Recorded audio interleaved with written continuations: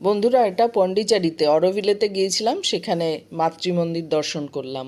তো আমরা ভেতরে ঢোকার পারমিশন পেয়েছিলাম, 3 দিন আগে বুক করতে হয়, কিন্তু আমরা লেট হয়ে গিয়েছিলাম।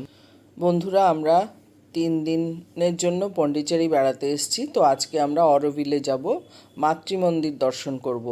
আমাদের 3 দিন আগে থেকে অনলাইন বুকিং ছিল, একদম ওই মাতৃভূমির ওই টুমের ভিতরে ঢুকে মেডিটেশন করার।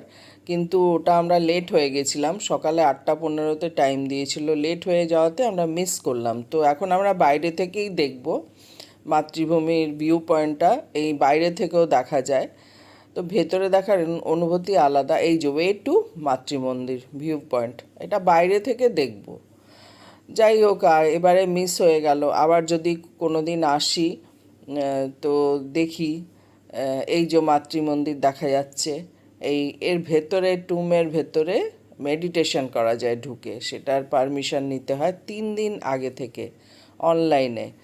তো আপনারা যদি আসেন, আপনারা এরকম 3 দিন আগে থেকে অনলাইনে পারমিশন নিয়ে নেবেন আর এসে ঘুরে যাবেন। আমরা যেটা মিস করলাম, আমরা চাই না আর কেউ মিস করুক। একদম টাইম মতন আসতে হয়।